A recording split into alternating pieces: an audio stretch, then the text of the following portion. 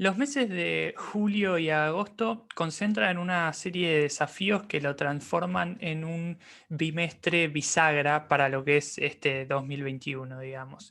Hay una serie de riesgos que, si bien falta todavía para que se materialicen, porque falta literalmente un par de meses, creemos oportuno mapearlos como para tenerlos presentes y poder trazar, digamos, una hoja de ruta, sobre todo en términos de estrategia de inversión y mercado.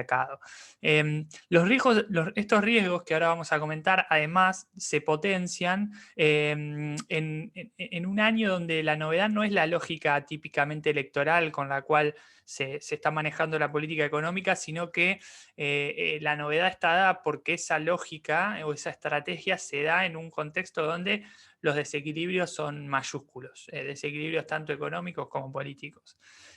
Por eso decidimos titular El invierno se acerca, digamos, porque además todos estos riesgos coinciden en el cuarto bimestre del año, justamente cuando comienza el invierno. Entonces, empecemos. Primero hay algunos eventos de deuda. El 9 de julio hay que pagar el primer cupón de los bonos reestructurados. Es un monto menor, levemente superior a los 150 millones de dólares, pero que la verdad es que con el nivel de reservas tan comprometido, creo que no hay que obviar ninguna fuente de demanda de dólares. Y además anticipa un calendario cada vez más demandante en el sentido del perfil de vencimiento de estos bonos. Después, el 30 de julio vence el periodo de gracia de 60 días del vencimiento con el Club de París. El vencimiento es el 30 de mayo, o sea, a fin de mes. Son 2.500 millones de dólares, un monto muy importante.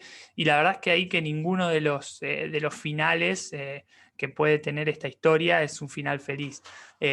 Básicamente hay tres opciones. El preferible, digamos, es que Guzmán logre renegociarlo, pero es difícil porque justamente el Club de París exige un programa con el FMI para poder estirar los plazos, digamos. Entonces ahí requeriría una negociación demasiado exitosa y además requeriría que la deuda de 2.500 millones de dólares va a seguir devengando un interés de 9% en dólares.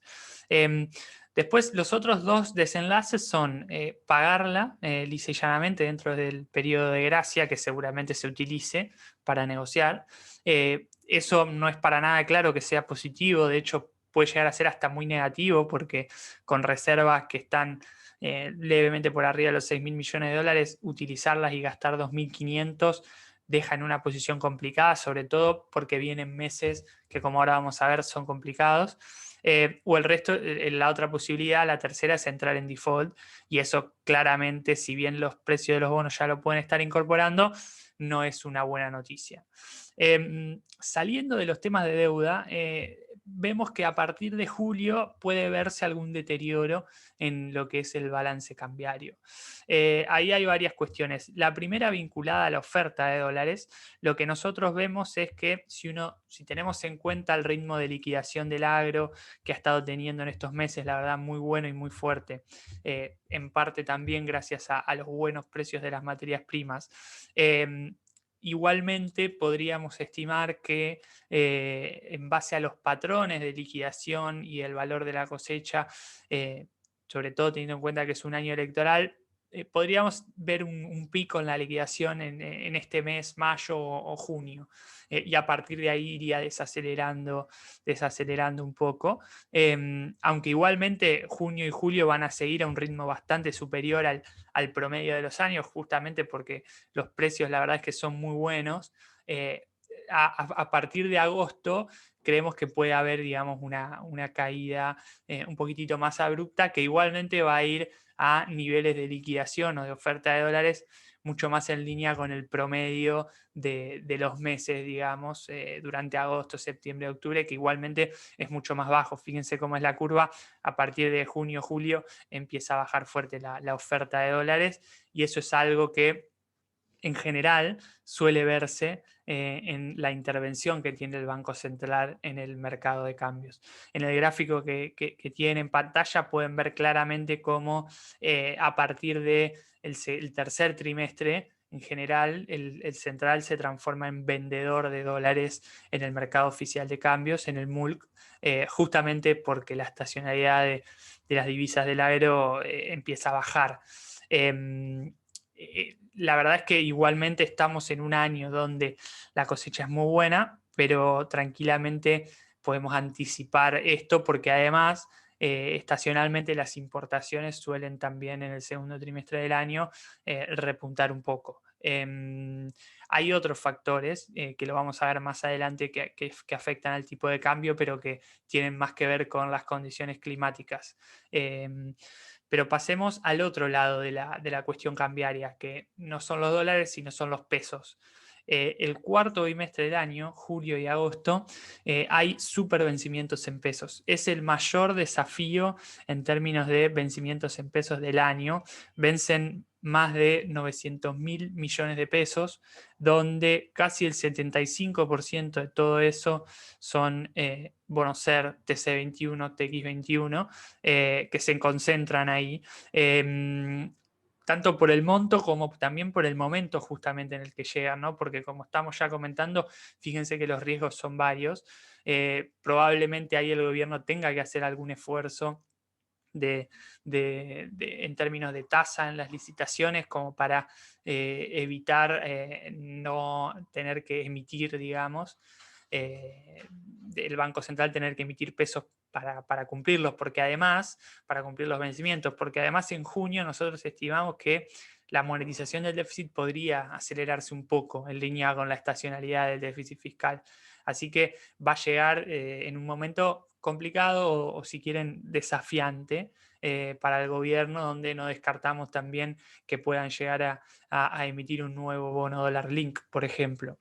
Es un desafío. Después, como les comentaba, las condiciones climáticas que no son para nada triviales. Como pueden ver ahí en el gráfico de la derecha, en julio la temperatura promedio mínima toca mínimos, digamos, valga la redundancia, y con esto, digamos, el riesgo de contagios COVID, teniendo en cuenta que la vacunación no avanza demasiado rápido, el riesgo COVID, les decía, digamos, aumenta.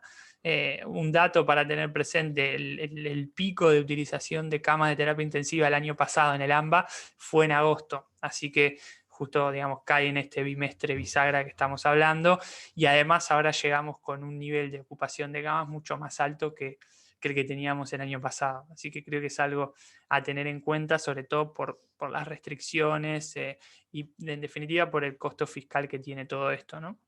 Y además las condiciones climáticas también terminan impactando, como les decía, en el balance cambiario, porque cuando vemos la evolución del déficit energético, fíjense en el gráfico, todos esos picos en el déficit coinciden con los meses de más frío, digamos, ¿no? Julio, en algunos años se da en julio, en otros en agosto, en otros en junio, pero el déficit energético siempre toca un máximo en los meses de mayor frío, porque generalmente hay mayor demanda de energía.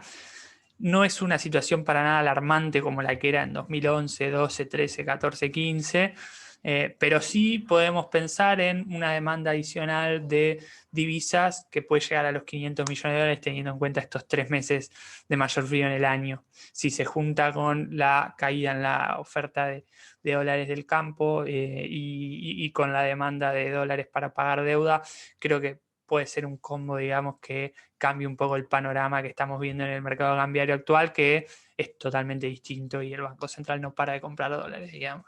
Es algo que creemos que está bueno tener en cuenta. Y por último, está toda la dinámica política, porque en agosto sobre todo, agosto va a ser o el mes de las elecciones primarias, las PASO, o va a ser el mes anterior a las elecciones primarias, donde en ese caso estaríamos en un momento pleno de campaña y de encuestas, que obviamente siempre trae algún ruido, independientemente de quién sea el candidato, cómo sean las alianzas. En general, si nos remontamos a la última legislativa, en 2017 el anuncio de que Cristina Fernández iba a ser candidata a senadora tuvo un impacto en el tipo de cambio, que en ese momento era libre, pero digo, puede llegar a no ser neutral.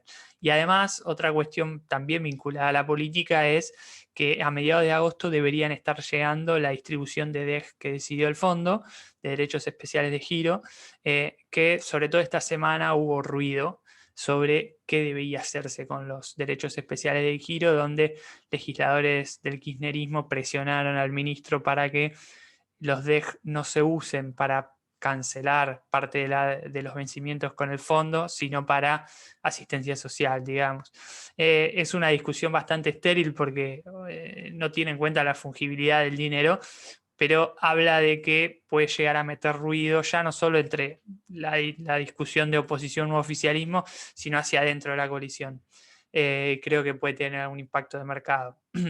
Entonces, redondeando un poco, creemos que para la deuda en pesos puede llegar a ser a partir de julio, podemos llegar a ver alguna situación un poco más ajustada, sobre todo también porque esperamos que el contado con liquidación a partir de julio, agosto, en base a todos estos riesgos, empiece a tener un poco más de presión, y el carry en pesos, que nosotros seguimos viendo, digamos, atractivo en los próximos 2 meses, mayo, junio. Nosotros ahí mantenemos nuestra visión de que el Banco Central le pone el pecho y lo trata de tener bajo control, y en ese sentido vemos la posibilidad de hacer un carry en pesos en el corto plazo. Por ahí a partir de julio o en julio tiene alguna fecha de vencimiento, no lo sabemos, pero por lo menos está bueno leer el informe para poder empezar a mapear cuáles son los riesgos. Así que les dejo, espero que disfruten el informe y que tengan un buen fin de semana.